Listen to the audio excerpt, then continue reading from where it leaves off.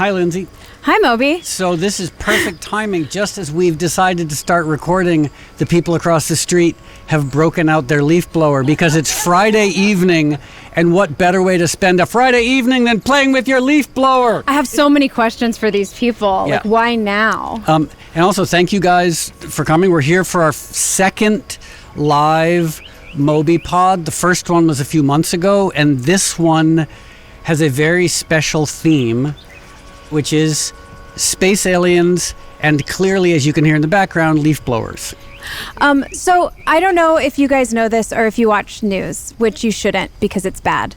But if you do, you probably saw that recently there were some congressional hearings in which they were like, yes, aliens are real. And yes, we should probably figure out how to report the fact that they're real because it's becoming a security threat because, you know, our planes are running into them and weird things are happening and there's no reporting system for them because we're just acting like it's not real and it is real. So that got us kind of thinking, so if aliens are real, we should probably be pleading for our lives a little bit more because we've been kind of shitty to ourselves and it probably doesn't look good. So this is half PR campaign for humans and half just begging to not be killed. I don't know, especially after reading the news today, I don't want to get in trouble, but maybe a world without people wouldn't be the worst thing.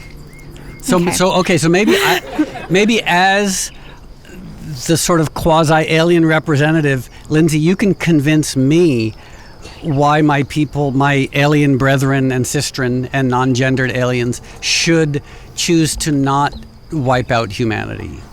Well, I don't know if I could do that in this moment because I think there's a lot to defend because humans have been kind of shitty in general. But we do have a song that we're going to play for you later that hopefully starts that conversation in at least a partially meaningful way.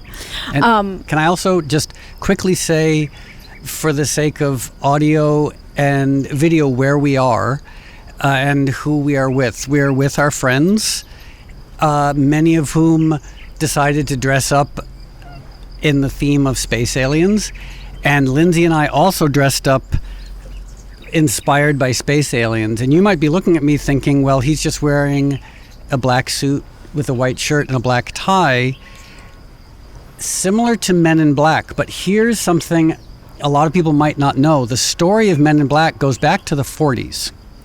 So there was a conspiracy that the movie was based on for years that aliens had infiltrated the CIA and that aliens would put on these human Earth clothes and go to visit people who'd had alien encounters and wipe their memories and convince them that they hadn't had alien encounters. So I'm representing that conspiracy theory, Men in Black, rather than the contemporary movies with Will Smith. Is he canceled? Well, I think he made some bad decisions and he's trying to right his wrongs somehow. Which aliens, is the worst decision, Scientology or punching Will Smith? Oh, well, I think Will Smith has been like kind of a questionable character for a while. I'm punching Chris Rock. Oh, the Chris Rock thing, yeah. I don't think anyone likes that. I just say the wrong words all the time. So thank you guys for coming. Also, we're here at our friends Laura and Darren's house. And later, we're going to talk to Laura because Laura was in some ways a little bit of the inspiration for this because she is the most space alien obsessed person I know. Like whenever I'm reading the news, I find an article on space aliens or something to do with Roswell and I send it to Laura and she's like polite, but she's like, yeah, we know. Like she knows everything about space aliens. So for 10 or 15 minutes later, we're going to talk to her, and she is going to be our resident expert on space aliens. Not to put any pressure on you, Laura, but But also not to put... Well, I'm excited either way. But also, after we talk to Laura, we're going to see if anyone here maybe wants to come up and share any of their alien insights. But we also might have a couple of you that feel strongly come up and help us understand why you think aliens haven't made contact with us yet. So what aliens might be. And what they are. Like, what is an alien? Is it humans from the... I don't want to give away... any ideas. But anyway, and one last thing, just for the people who are watching, especially, you can see behind us this huge expanse of Los Angeles, and there's Griffith Park, and this isn't necessarily alien related, although sort of, is when I first moved here, I got asked to write about Los Angeles for Los Angeles Magazine. And I was like, okay, what could you possibly say about Los Angeles that hasn't been said a trillion times? And my first thought was every city, almost every city, has an iconic building. You know, or some have many, like London has Big Ben, which is like Parliament and tradition and stability. New York has the Empire State Building, which is like commerce and priapic thrusting into the sky. Rome has the Colosseum, which is like history and barbaric slaughter of Christians and things. And we have Griffith Observatory. It was the only city in the world that I could think of where the most iconic building is a building that barely functions, that's designed to look at outer space. And so it just seemed appropriate that we would be sitting in front of Griffith Observatory to talk about aliens and outer space. Okay, what's next? So we all know about the congressional thing with the aliens. Do you know about this? Do we know about this? So just to sum it up for anyone that hasn't heard, because it's truly insane, and like when it was like hitting the news cycle, it wasn't the first thing that everyone was talking about, and I was like, I'm sorry, aliens are officially real, and nobody's just like clamoring over trying to get more information. But anyway, so this guy comes out and he's like, yeah, I was in the Navy. I was a pilot in the Navy. And there are so many, they call them UAPs now, not UFOs, which are unidentified aerial phenomena. There are so many that it became a regular part of their like pre-flight briefings was what to do and what the people before saw in their flights, because everyone was seeing them every single time. The number of commercial pilots that people have found out haven't had a place to report the number of sightings. Like, the longer these commercial pilots are working, they're racking up all of these sightings and have nowhere to report them because, you know, nobody's tracking them. It's becoming dangerous, and there's no legal place where they can say, hey, can we like get some notice when we're going to have to like dodge something, or do we have to dodge them, or what is it? So anyway, that's crazy. But also there's all this, they're misappropriating funding. They're taking funding from other things secretly and creating all of these funds to go out and find crashed UAPs, reconstruct them, and take all of the non-human biologics to secret scientists. Which is crazy. They're in front of Congress being like, this is real, 100%, I'm sworn it. Like, that's crazy, right? Yes, it's actually, and now I feel like it's ignorant because I wasn't aware of this. Like, Laura sends me these articles. But Laura, to be fair, you send me a lot of articles.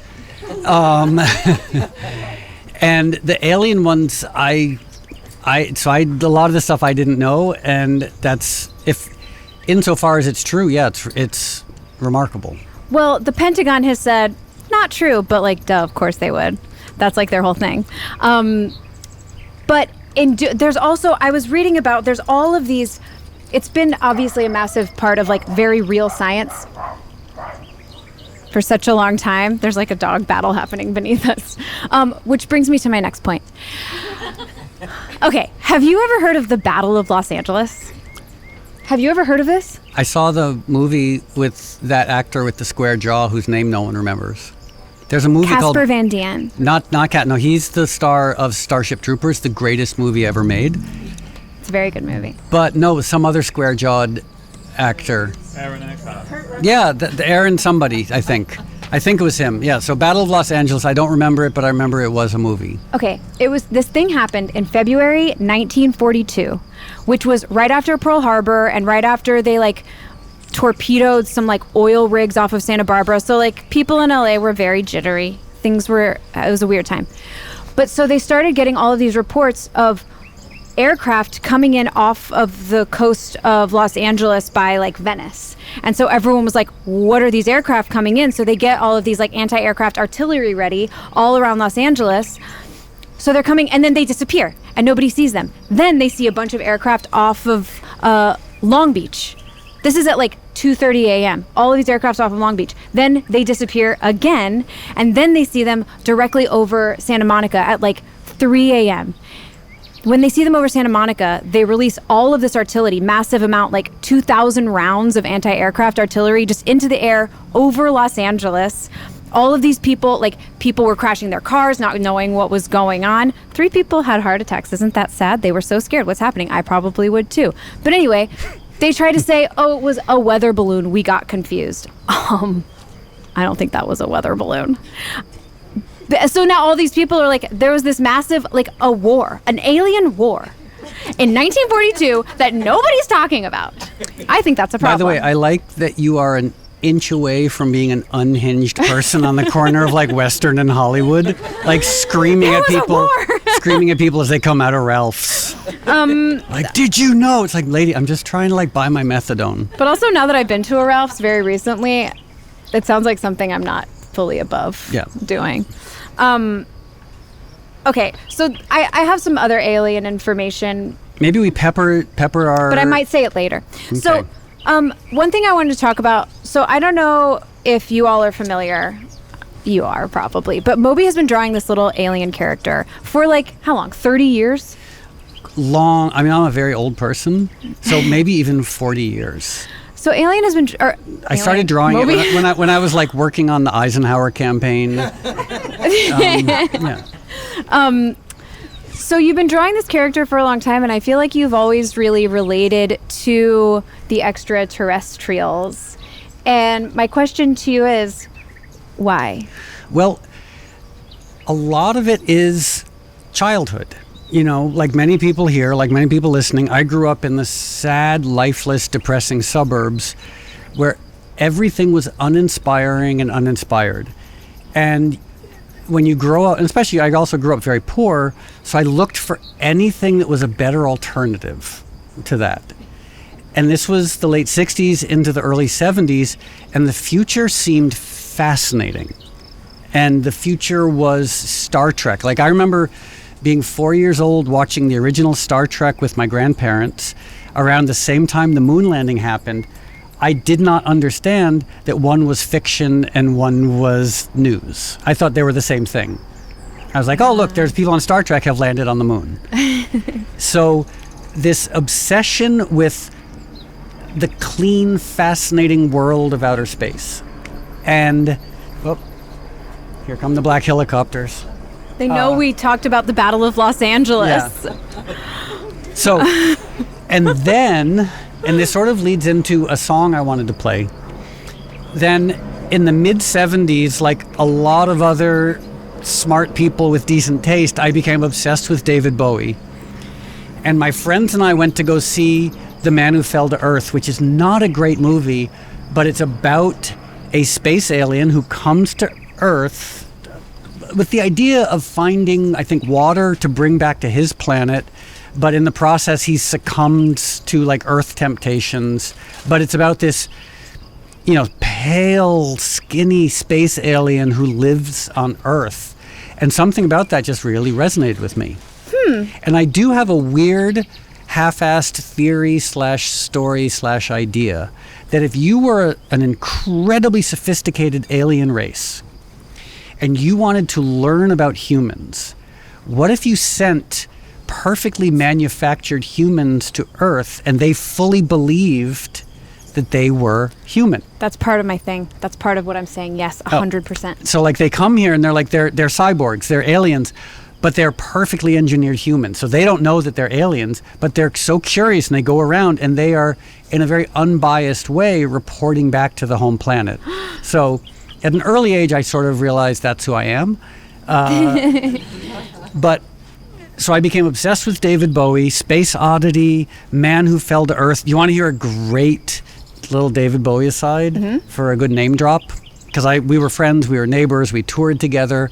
One day, I was at his house around Christmas, and I was leaving to go back to my apartment, and he said, hold on. And he ran down the hall, and I've told this story a few times, so I'm an old person just repeating myself, but if you haven't heard it, it bears repeating. He ran down the hall and he came back and he handed me a black hat. And he said, this is the hat that I wore in Man Who Fell to Earth. Merry Christmas. Oh. So I thought I lost it because I was a bottomed out drug addict, and I kept I would invite like 30 or 40 people back, as Darren and Laura can attest to. I would invite tons of people back to my house at like 5 o'clock in the morning to like do drugs and be terrible. And I would show people this hat, and I lost it. And I Did you think assumed someone took it? I assumed some crack addict that I had brought back to my house at 5 a.m. had stolen this hat. And then when I moved to LA, I was unpacking, and I found it at the bottom of a U-Haul box. Whoa. So I still luckily have it. On the inside of the brim, it says, "To Moby, love David." Wow. Yeah, 2002. So I wrote a song inspired by that. Can we hear it? Sure.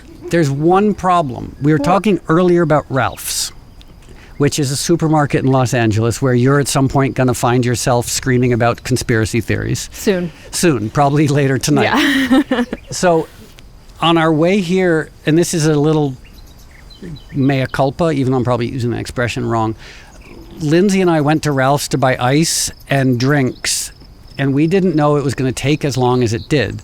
We thought we would be in and out 15 minutes. No, we were there for nearly an hour. Yeah. It was a nightmare. I felt like I had died and was in purgatory and stuck in the Ralph's forever. It was rough. So as a result, part of the time spent in Ralph's was supposed to be the time that I spent learning the lyrics to this next song. Uh-oh. So I'm going to wing it a little bit. Okay. But also, there's a sing-along chorus. Which you have the lyrics. And you guys have the lyrics. And one thing I will say, we're going to do 3 songs that all have sing-along choruses. You do have the option to not sing along. But just FYI, that's kind of like admitting in public that you've given up on joy and that you're incapable of true human connection and love. So that's your choice. Publicly, you can admit I'm incapable of human emotions and joy by not singing along the chorus. So the chorus, maybe we should run through the chorus beforehand. Let's do it. Okay. This song is called Spiders. Spiders, inspired by David Bowie. I'll just speak the word. So it's, "Come back to us, spiders. Come uncrush our hands. Let peace and beauty reign, and bring us love again, like you can." You'll get the hang of it. Yeah. And if you don't You'll hear sing, it once and you'll be like, if you don't sing, I will be sad. Insofar as I'm capable of human emotions, you dirty flesh bags. Okay, let me try it. you want me to pull up those lyrics or something? No, I'll figure it out. Okay.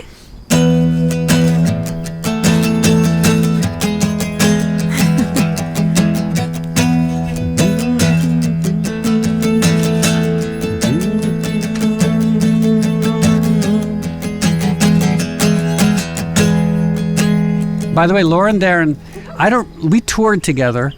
I'm interrupting myself. Do you know this song? And I don't remember if we played this or not. Did we?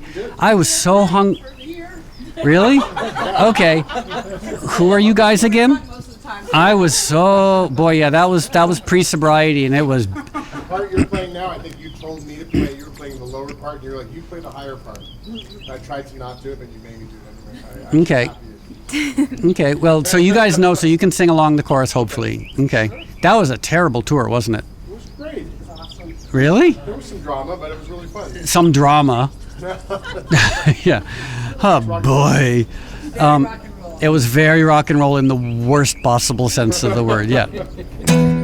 We just didn't know if someone there outside in heaven would hear us down here. We couldn't stand it here, how all the people leave us longing for something out there. Oh, why did you leave? And why won't you come to save us again? Chorus. Come back to us, spiders. Come uncrush my hands. Let peace and beauty reign, and bring us love again, like you can. You're not singing, Linz. Come on, sing. Come back to us, spiders. crush my hands. Let peace and beauty reign and bring us love again like you can.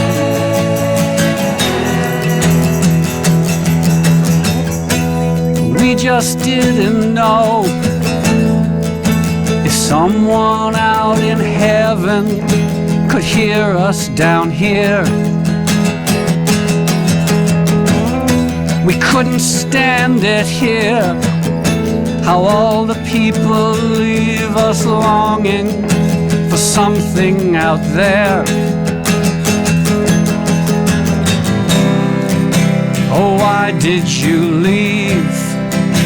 And why won't you come to save us again? Everybody, come back to us spiders. Come uncrush my hands. Let peace and beauty reign and bring us love again like you can.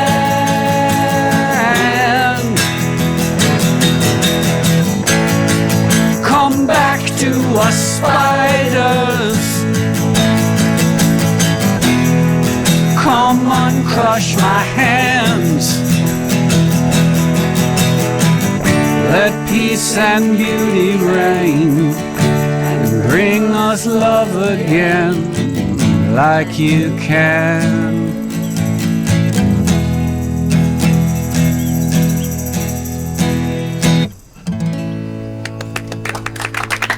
This really has like church camp vibes. I think that's Laura and Darren. And by the way, I just realized people who are just listening and watching will think that I am talking to imaginary beings, which I might be because you're not on camera and you don't have microphones. We are from another planet. So the last time, in fact, the only time I think I remember playing that song was when we were all on tour together. And once again, what a dysfunctional, remarkable rock and roll tour that was. Like, sobriety is great, healthy, sustainable, wonderful, but boy, I don't have any stories. Well, we did go to that Crazy Ralph's today. We went to the Crazy Ralph's, yeah.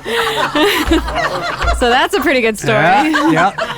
Oh yeah, remember you were like, where's the ice? And the guy was like, aisle 9. And I went to aisle 9. Well, so I'm buying the groceries. Lindsay's getting the ice. And they wouldn't let me into the thing. It was so crazy. And then we had to because there was the groceries were so heavy, we had to take the escalator down in the parking garage. I'd never done that. I'd never taken groceries down in an escalator, elevator. And then we had to find the car. Yeah, it was so. I take it back. Sobriety is filled with great stories. Hi, Laura. Hi, Laura. Hi. Feel free to pull the microphone closer. You're leaving out the part where you... Oh, no, stop. Yeah. Oh, okay. Yeah. Sorry. Come on, Laura, you're a professional. You know how to handle It's a side microphone. addressed. I didn't actually know I that. never heard the side address. This is a new It sounded cool when you said it, technology. Jonathan. A little closer because you've got your very delicate, sophisticated speaking voice. Yeah, I do. Sorry. So we're not going to talk about the SCX that you had on the tour. We're just going to leave. No, we're not. I'm a reborn virgin. I would just like to say, as one of only 2 women on the entire tour, I was impressed by... Well, okay, so getting back to space by aliens. what? By the amount or by the restraint?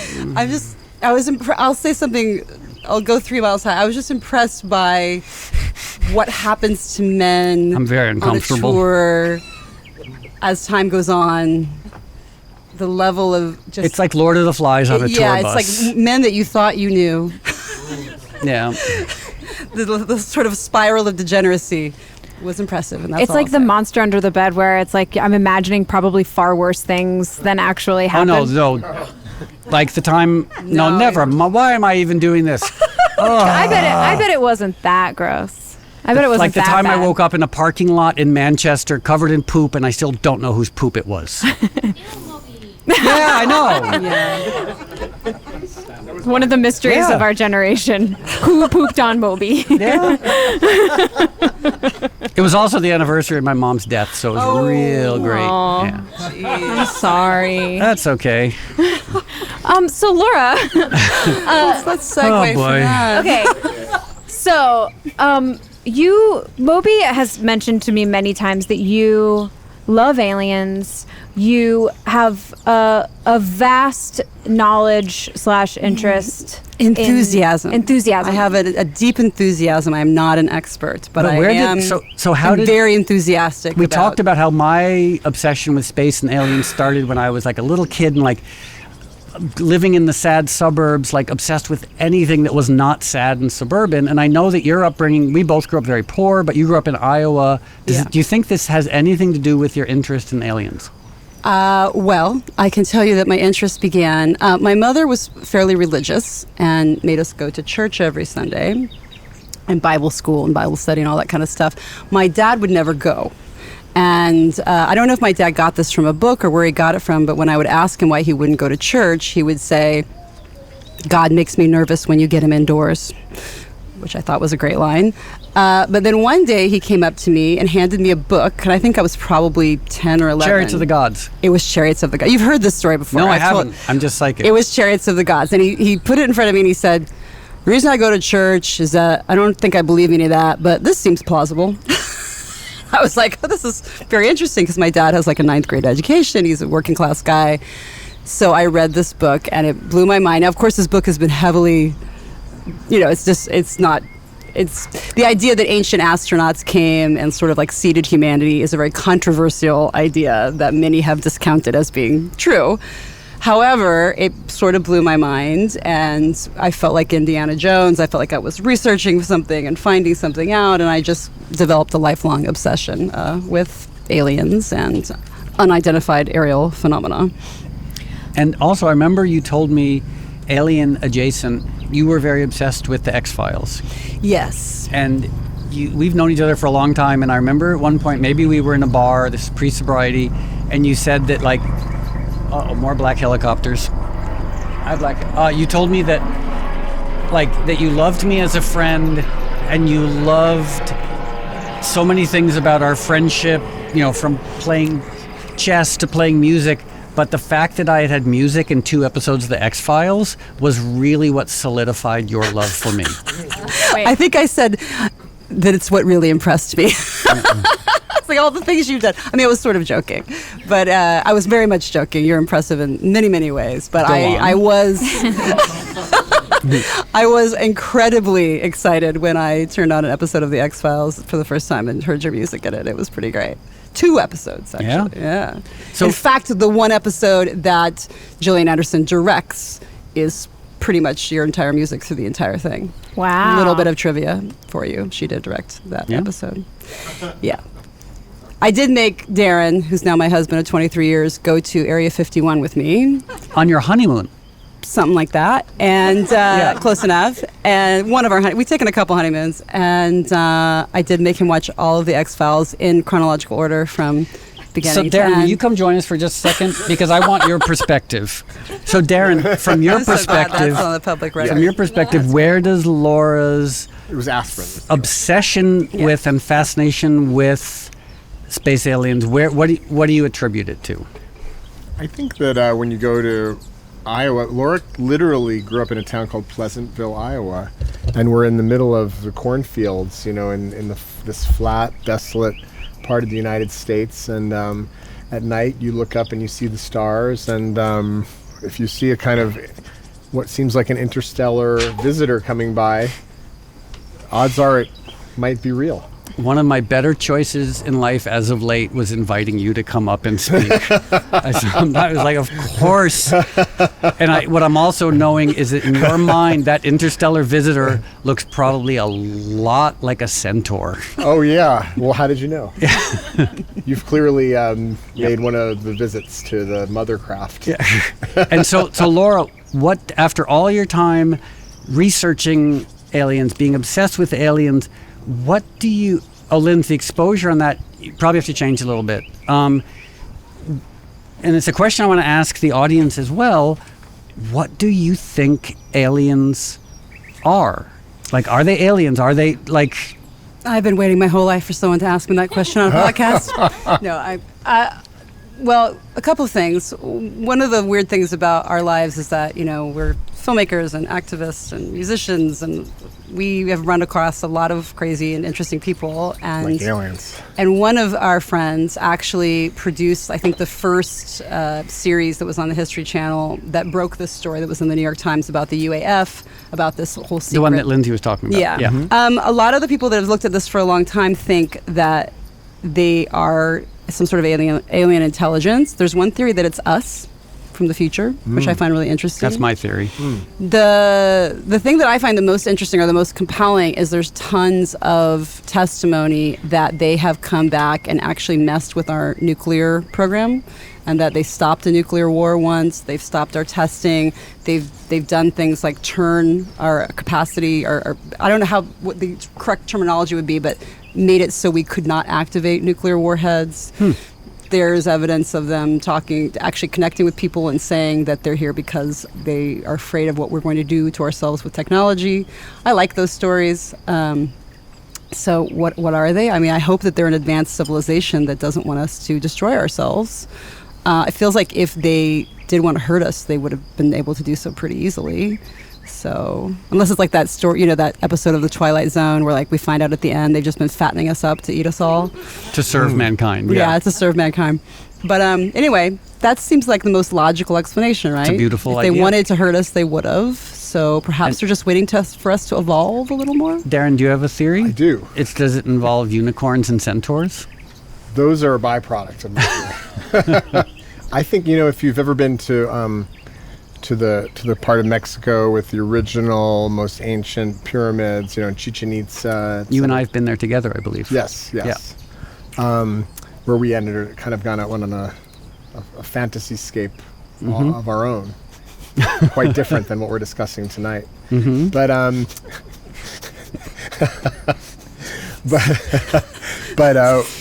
many millennia ago, I believe it's documented that a giant meteoric strike hit the Earth in that exact spot, very close to the resort town of what's the place? Cancun? Cancun, yeah. And I think that was like a seed that planted a kind of like a DNA for alien life that actually delivered the alien intelligence that then gave birth to these pyramids and to the astrological calendar of the Mayans, and I think that they're waiting to rejoin. Do you really think this? Absolutely. So, I love these theories. Would anyone in the audience like to share their theory about what they think? You have to come up and talk. Okay. Lindsay, do you want to sit back down? Okay. No, please bring the mask. Yeah, you don't have to wear it necessarily. I think from a personal level, I try not to subscribe to any particular theory because there is just so many. And By the way, will you just inflate your suit while you're talking? I could do. Can you also tell us your name? Yeah, my name's Ed Holland. I'm also a bit of a UFO enthusiast per se. Is your suit inflating? It's not. It's my button is deep inside my sorry. suit. So okay. yeah, it's all right. That's all right. We'll get afterwards.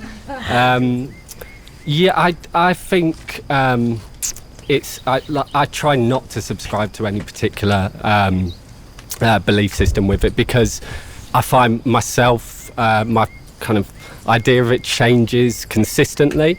I prefer. There's a famous ufologist called Vallée who is a French ufologist. He's kind of, multi-millionaire as well. He's done a lot of coding. He helped build the internet.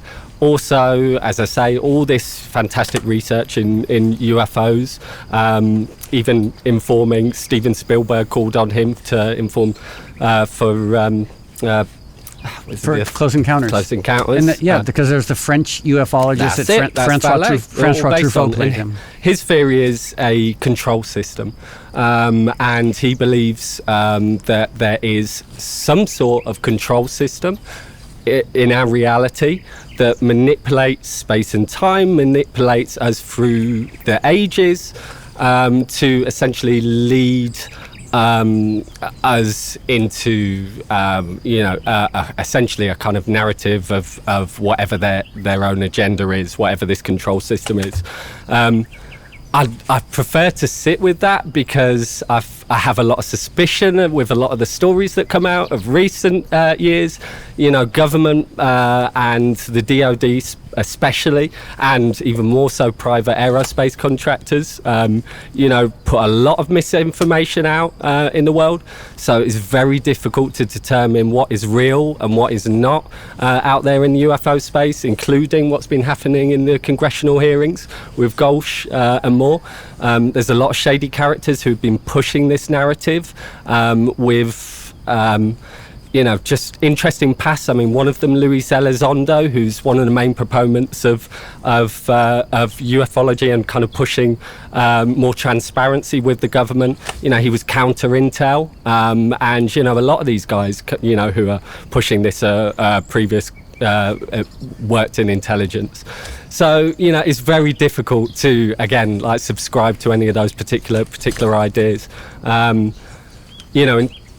terms of the varying ideas out there, if anything, if it was ET, I imagine it's as diverse as it is on this earth. We're going to be getting, maybe we've got ultra-terrestrials, things that have been on this planet for longer than we know, or maybe there's, ET visiting us, or our future self, or even interdimensional beings. I think, there's endless possibilities of what these things can be, but throughout, the thing that keeps me interested in all this, through all the misinformation, all the psyops, everything there, is the fact that this has gone on throughout the history of mankind, and we have the same stories regurgitated over time, just with different contexts. So, for instance, something like Ezekiel's wheel, Bible story, you look at that, he's explaining a UFO, and and all of these things we've heard, same stories throughout history.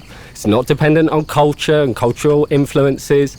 There's, very similar stories of craft, of these things visiting us, of the phenomenon, essentially, that, crosses through time. And, we see this, what's in front of us, as to the context of our time. So, for Ezekiel, the will, etc. Well, thank you. That was amazing. I know. I feel like we just had the masterclass. Although it is possible, again, with the wonderful world of ufology, it's sort of like that fine line between science and empirical data, and joining Lindsay on the corner of Western and Hollywood in front of Ralph's yelling at people. Lindsay, what do you want to do next? That's a really good question. I did lose my little piece of paper that said what we were going to do next. But I think I remember. So I do, Moby, I don't know if we got from you what, oh my God. Sam, and Sam I don't know if you got thank some you dessert. So much. That was amazing. Thank you. And by the way, thank you for wearing, not that best. we're giving awards, but we are giving awards. You definitely win most informed ufologist wearing the absolute best costume. If you feel inclined to inflate it later, by all means, it was pretty special. It's very good. We need to get pictures. You're top of the leaderboard. I just learned what a leaderboard is. I still don't really know what it is, actually. Moby, what do you think aliens are? Okay.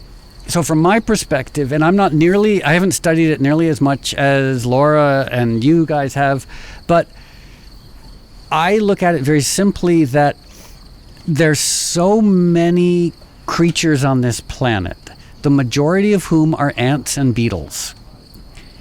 And there's almost nothing on the planet that looks in any way like a human. Even our closest relatives, like bonobos monkeys, don't really look like humans. Only humans sort of look like humans. So the fact that on this planet There's almost nothing that resembles humans. And that's with this gravity, with this atmosphere, with these food sources, out in space. I just can't imagine anything that would resemble humans. And so I have to, what Laura and what you were mentioning earlier is time travel. Because also think of what we know about humans 100,000 years ago. They were stockier and hairier with more prominent brows. And then think of like the classic representation of a space alien, like their eyes are bigger and they're generally hairless. So it seems like physiologically that makes sense in terms of evolution, that they are future humans who are coming back to research, possibly to Laura's point, to like save us from ourselves.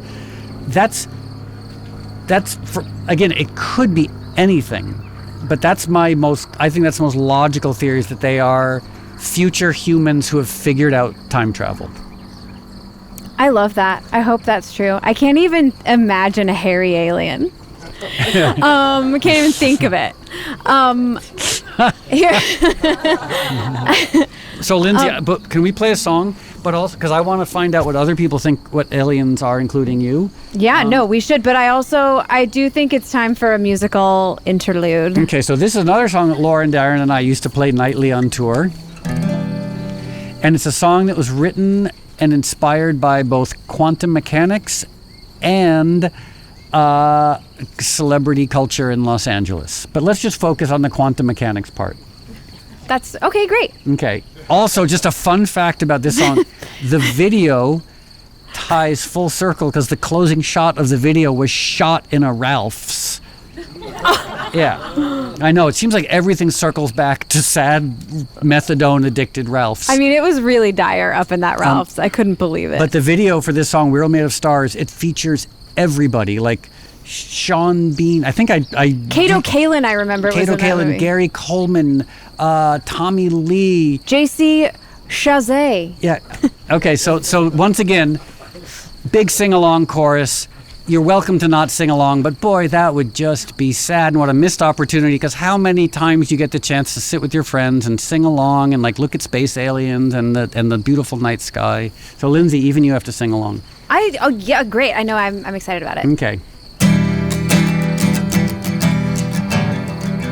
How fast is it?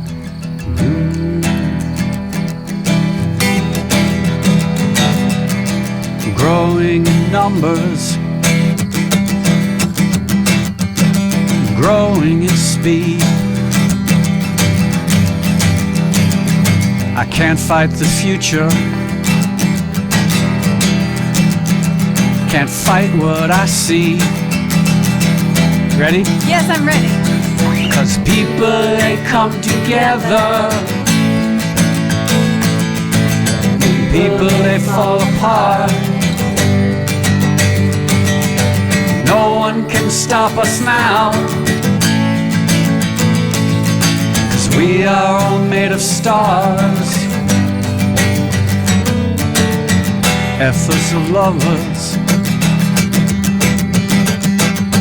left in my mind. I sing to the reaches, we'll see what we find. 'Cause people, they come together, people, they fall apart. No one can stop us now, 'cause we are all made of stars. So Darren, just to stop for a second, in my mind, this was when you were going to play like a theremin solo. Yes. But then we found that out of respect for your neighbors, we were not going to amplify anything. And also, I don't even know if you play the theremin. But in my fantasy world, this is you playing. So could you come up and maybe lip sync a theremin solo? Just do the theremin action. You know. You know how. Yeah. Acoustic theremin, mouth theremin. Okay, ready? Wait, are you going to make the theremin sounds? Yeah. Yeah, so ready, Okay, Darren?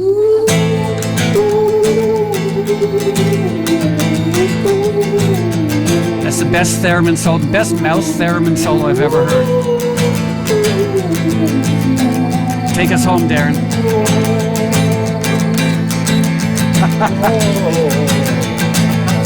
Okay, we're gonna go down to the E minor. Okay.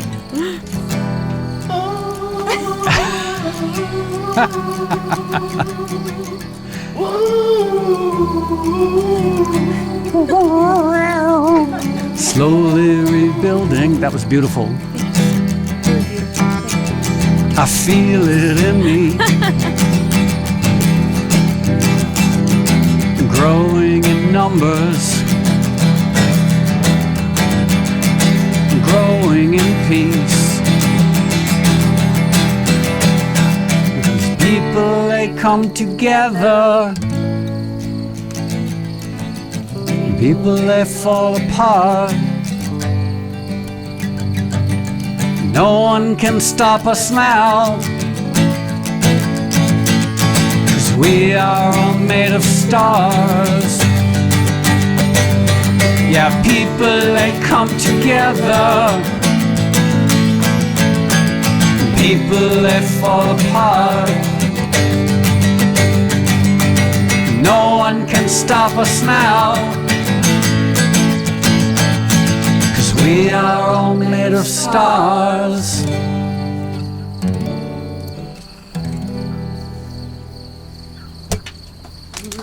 Yeah. Wow. And by the way, fantastic mouth bagel. Bagel in Darren, front of thank you everyone, in for front of joining all us our on the friends. mouth theremin. What I might do is when we're mixing it is Bagel. add a little like delay, a little modulation. So, or if you want just like, I don't want to gild the lily because it was such a, okay. In your hands. Okay. I mean, bagel gets she's a like, this is actually my area. Yeah. Yeah, bagel. Oh my God. Oh, poor little bagel with the barking. Okay, so what's on your list? Well, By the way, thank you guys so much for coming out for this. I know it's so lovely having all of these friendly, beautiful faces in front of us. We're usually just doing this in Moby's garage Yeah. by ourselves. Which So is so much fun. I got to say, so we started this podcast about a year ago, and we have interviewed the most diverse, remarkable array of people. And I know this might sound a little overly earnest, but we've come to find that the podcast space is really precious. Because like one of the only times like we sit down with people who either know or don't know, and we have these conversations where it's like for 90 minutes, you're talking and listening. Mm-hmm. Like we've had beautiful, like we just went over to Hunter Biden's house and spent 2 hours talking with Hunter. Like Steve-O came on and talked about sobriety and spirituality. We just had Mayim Bialik on, who was just so impressive and wonderful. It's one of the smartest people I know. And then Peter Kalmus, Laura told me about Peter Kalmus, this amazing climate activist who also works at NASA. Like, so it really, I know that there are a billion podcasts out there, but I've come to really have this sort of reverence for the world of podcasting, as strange as that might sound. Same. How are those sunglasses treating you? I never wear sunglasses, but I'm trying to be consistent. Okay, great. I like it. I was just I am wondering concerned, if though. you were I feel like I need uncomfortable. to repeat myself again because I live under the constant assumption that no one that I'm not being understood. Usually not because of anybody else's fault, but because I'm so bad at over-explaining. So, again, Men in Black, CIA, 1945. It was aliens infiltrating the CIA. Potentially, I was there. So I can, if you have any questions about what it was like in 1945 when my people infiltrated the CIA, we'll talk about it afterwards. So I guess, is there anyone else here that has a valuable, in their opinion, insight on what an alien is or could be? And also, Stella, Lindsay, would you like to come up here? Lindsay, I want to hear your take at some point too. But Stella, please come. Stella, we want to Please hear share. your perspective. Stella is my access to Gen Z stuff. So hi, Stella. Welcome. Hi, Bagel. Wow, this is a little taller than I'm used to. I have had this theory for, I want to say, like 2 to 3 years or so. Okay. That when I think of an alien, I think of Vince Vaughn. I get that. I really get that. And I'll tell you why. Please. The reason is, have you ever seen him or heard him speak in a way that isn't how he speaks in every single film? You know, he does sound sort of like in the movie Men in Black, he sort of talks like, I think it's Vincent D'Onofrio who plays the bug, like the invading space alien. Yeah. Yeah, Vince Vaughn does seem sort of vaguely related to that, both in like look, hairiness, and dialect. Like, I feel like and I can't help but notice that he's, from the films that I've seen of him when I was a kid, he looks the exact same. Oh. To a point that alarms me, considering that was 20-some years ago. And he hasn't aged. Maybe there's like one gray hair just to like put us at ease. So is your assumption that Vince Vaughn is an alien and the aliens live among us? I think that I didn't necessarily believe that they were among us. And I don't necessarily know if I believe how much I believe in them, but he makes me believe in them. Because you think he is an alien. Or an alien who is occupying his skin suit. Like the way Vince Vaughn moves, he does kind of move like it's very mechanical. Very robotic, yeah. So Stella, I both support your belief, I'm grateful for it, and I ascribe to it as well. I also want to add that his posture is always weirdly perfect, and I think that's it's another check in the alien column. It just answers that. Okay. That's beautiful. Thank that's you. my passion. No, I love that. Yeah, we're completely on board. If I ever meet him, I'm just going to be very honest with him. I'm going to say that you said that, and I'm going to ask him if it's true. So you want to hear a little funny aside? Yes. So a long time ago, my friend Paul and I realized that we were trying to speak like Daffy Duck, and we realized that we couldn't speak like Daffy Duck, but when we tried, we sounded like aliens. Well, you don't have duck bills. We don't have duck bills. And I had this alien voice, and years ago I was in a bar in Ireland, and of course I was drunk, and I was talking to this woman, and she was like, there's something about you that's always just seemed a little different. And I said, very matter of fact, I said, well, I'm a space alien. And she was like, no, come on. And I was like, for some reason in my drunken state, I was like, I just wanted to be completely earnest. I was like, no, I'm a space alien. Like, I'm not human. I'm just pretending. And she was like waiting for the joke. And I leaned in and I said to her in my space alien voice, I'm not human. Can you do it? I can. And the blood drained from her face and she almost screamed. My space alien voice is Lindsay. Oh my God. So imagine you're in a bar. Bagel's upset. I called Bagel Moby. Imagine someone has just told you they're a space alien and they do it again. Lindsay, I'm not human. Oh my God. Yeah, hi Bagel. I would have started crying. She said, everyone's upset, Moby. It's your litter mate. Oh my God. Okay. We've been asking this question about what we think aliens are. We haven't asked you the question. Yes. So I have some thoughts about this. So there was this scientist in the 60s, and his last name was Drake. And he had this theory, or this like way to figure out if there was life out in the universe. And he came up with this thing called the Drake equation, which sounds really cool, and it actually is. So it basically is like, okay, to figure it out, you have to figure out how many stars there are. And once you figure out how many stars there are, you have to figure out how many planets are around every star. And then you have to figure out how many planets in that star system are within a distance where life could live on that planet. And then if life can live on that planet, is it capable of intelligence? And if it's capable of intelligence, is it capable of technology? And if it's capable of technology, how long has it been capable of technology, or how long might it have been able to be capable of technology? And from there, you can kind of figure out like what the likelihood is that that there is life in the universe. And I think he was just talking about like in the Milky Way alone, much less all of the other galaxies. So he, in his work and in other people's work, they figured out the likelihood that we're alone is, and I have to read it, the likelihood that humans are alone as a civilization in the universe is 1 in 10 billion trillion.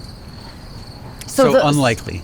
No, the likelihood that we are alone, meaning that it is highly likely that there is life in the universe, to a point where it's almost impossible that there wouldn't be, because of the number of planets within that range of stars, of a star. And every star has planets. M-class planets. Although is M-class dwarf. a scientific thing, or is that just Star Trek?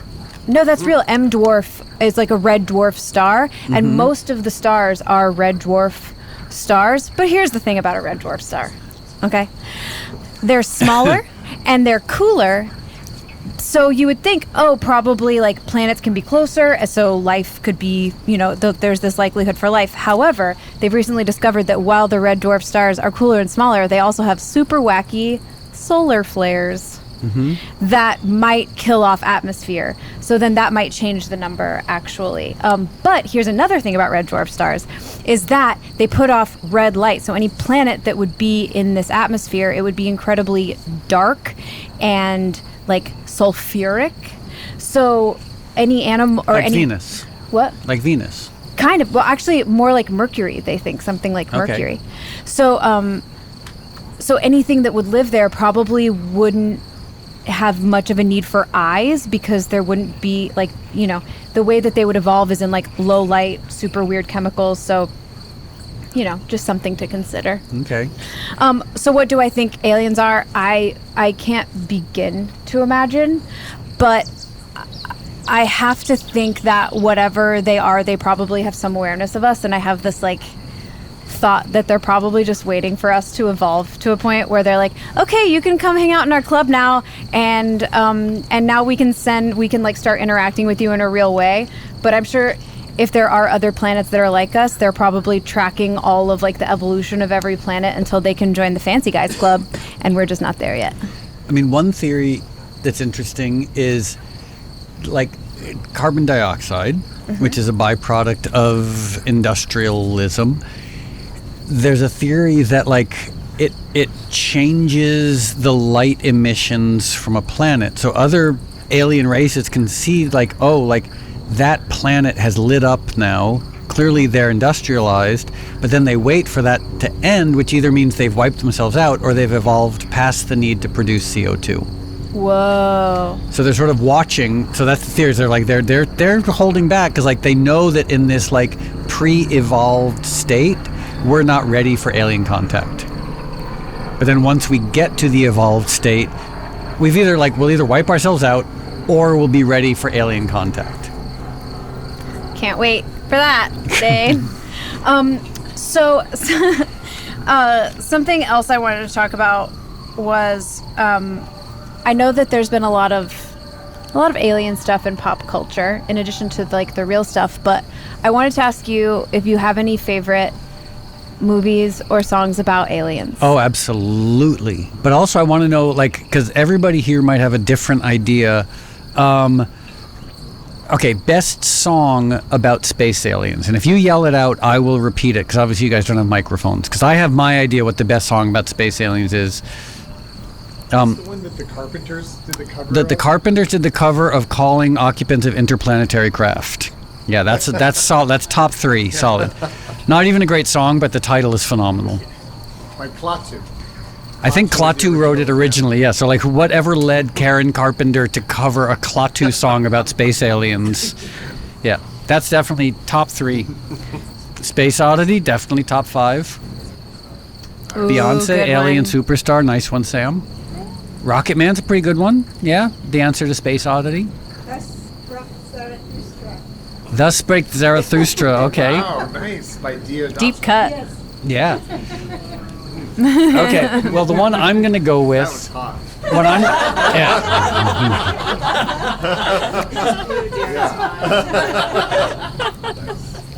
Yeah, Darren's like, Laura, can we marry them? Is there a...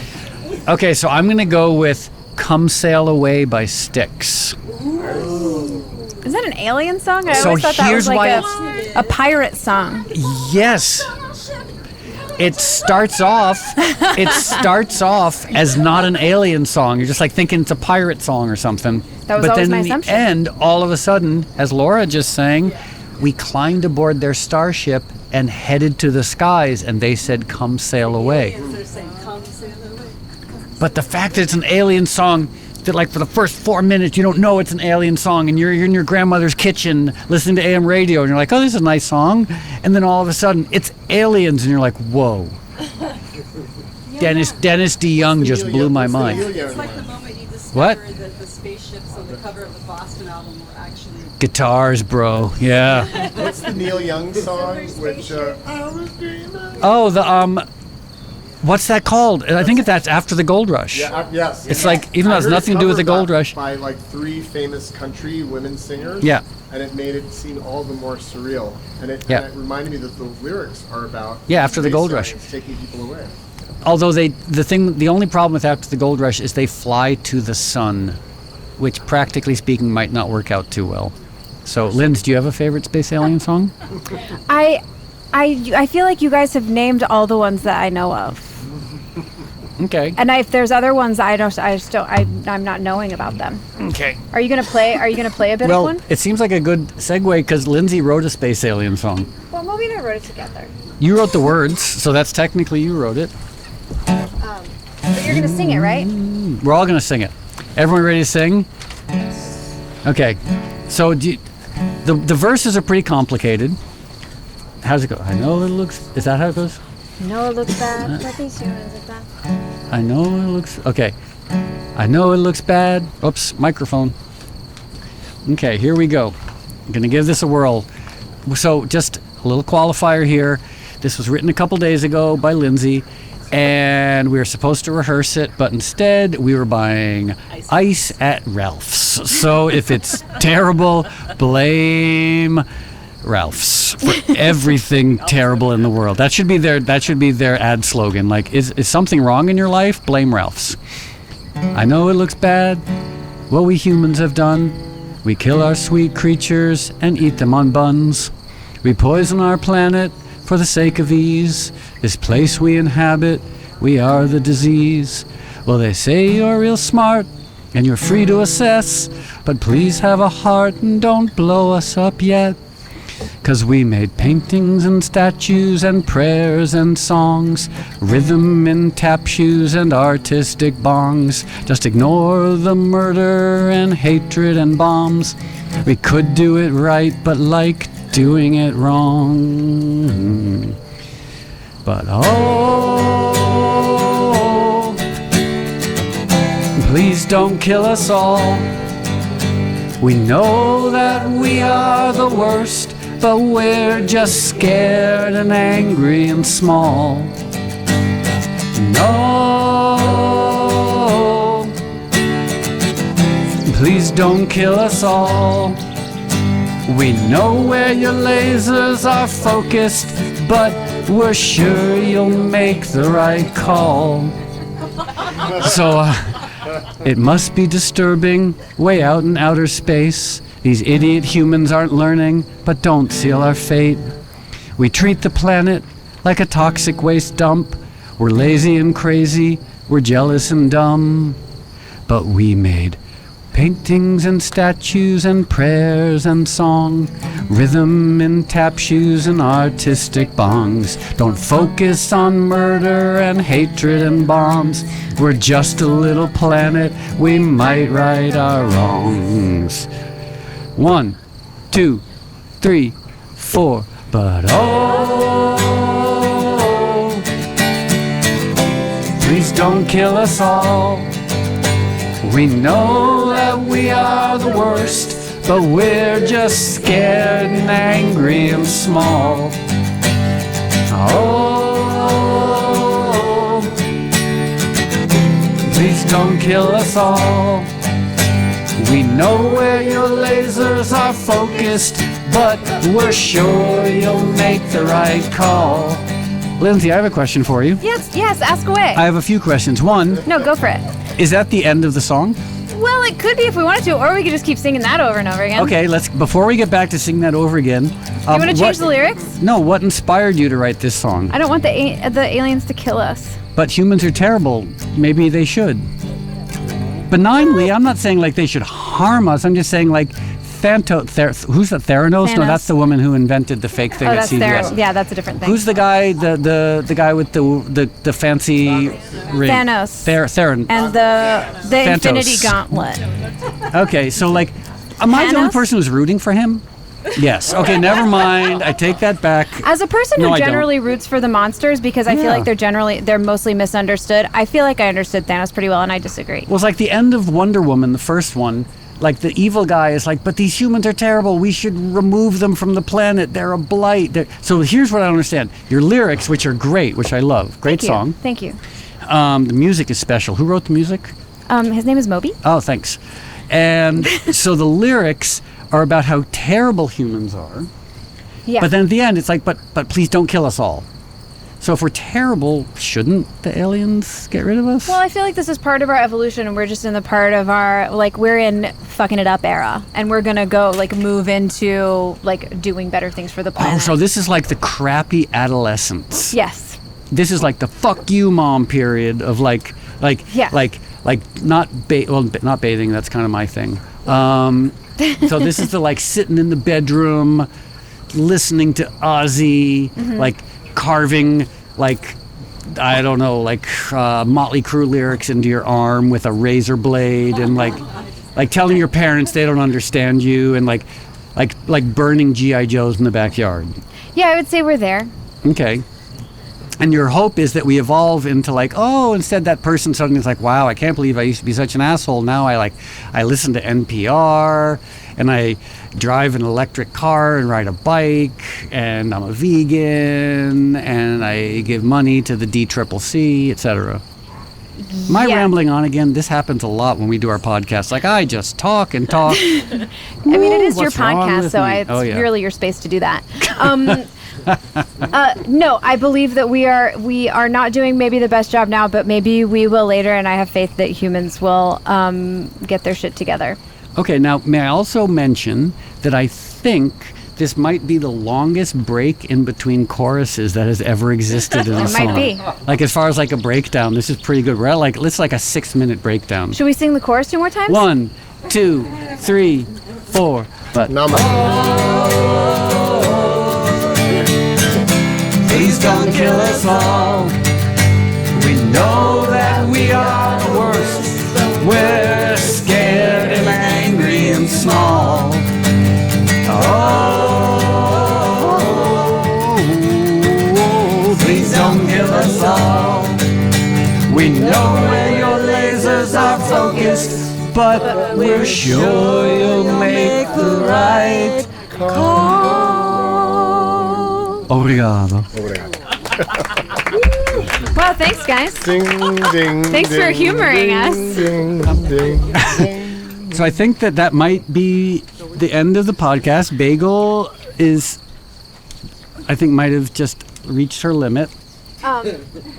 Thank you guys so much for joining us on this interplanetary tour of ideas and song. Okay. Did we do it? Did we finish the podcast? I think so. One more. What did we not talk about? Didn't talk about why we might long for evidence of life on other planets, for evidence of Oh.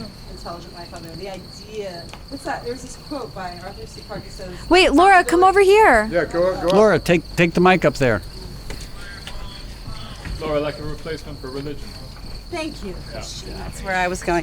There's a great quote from Arthur C. Clarke. If you guys have ever read any of him. Arthur He C. says- Clarke, by the way, just a little aside, not only did he write 2001, he also invented the communication satellite. So he wasn't just like an author dilettante. No. Like, he invented the communication satellite. Well, he Okay. said 2 possibilities exist. Either we are alone in the universe or we are not. Both are equally terrifying. So I just think that, as much as I love aliens, and I do, and I love pondering these ideas, I do have to think sometimes that this certainly my desire for it to be true, is that I hate the idea that we're just alone here on this planet in this vast, vast, expansive space. And although I will argue that probability decrees that there probably is some kind of biological or some sort of life out there, right? Just by sheer numbers, because we're such a gigantic amount of planets out there. And they've even, through this other sort of new technology that I don't understand because I'm not a scientist, they have figured out at least hundreds of them have a livable atmosphere. So we know that.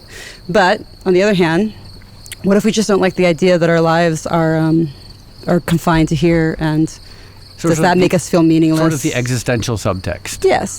Thank you. That was nicely put. Well, the fact that humans are alive for a couple of decades on a planet that's 5 billion years old in one galaxy that is vast beyond our imagining, and it's one of 1 trillion galaxies, and that's just observable matter. That's right. 60% of the universe is dark matter, which shouldn't even be called anything. They don't know what it is. Just saying the mass of the universe is hidden from us, and it's 15 billion years old, assuming linear time. So of course, it's the biggest challenge and threat to us is trying to think that there's meaning and significance to our lives when we're around for a couple of decades. And I know I'm stating the obvious, but one of the most fascinating things is there's only one guarantee in life, is that we will die. And so the only guarantee in life is the one thing we know nothing about. Yeah. But to another point, you argue quite eloquently that humans don't deserve to exist. But I think something like 90% of our DNA is shared with our common primate ancestor, right? Through a common primate ancestor, we share 90% of DNA. I think the bonobos, they're the ones who are we're most closely related. But that's a brown number, right? Yeah. But yet we have consciousness. I mean, the one argument I would say for humanity, despite all of our quite well cataloged flaws, is that we're conscious. We're experiencing consciousness. And what a wild and crazy gift that is.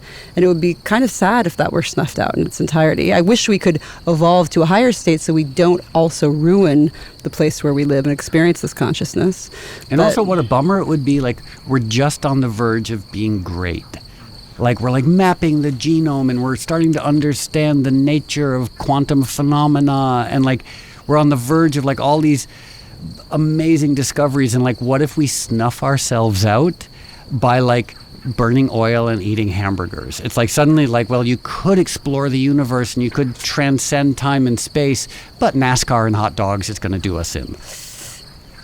Yeah. So on that note, aliens get here soon. Yeah. And I have to say, as a representative of the aliens, this has been a test. And at the beginning, I was a little on the fence, maybe the humans should be wiped out. But we have had such a delightful time with our vegan pizza and our vegan cupcakes, and singing wonderful songs as written by Lindsay. Yeah, Dave's still laughing. So I'm sending a message back to my alien brethren and sistren and non-gendered aliens, saying maybe we'll give the humans a chance for a little while longer. Wow, Moby, I never thought I would hear you say that. This is really good. We've experienced I might feel evolution differently. Here tonight. We still have to drive home. If traffic is bad, I might change my mind. Yeah. Or if we ever have to go to that Ralph's again. Anyway, thanks, guys. Thank you all so much for being here.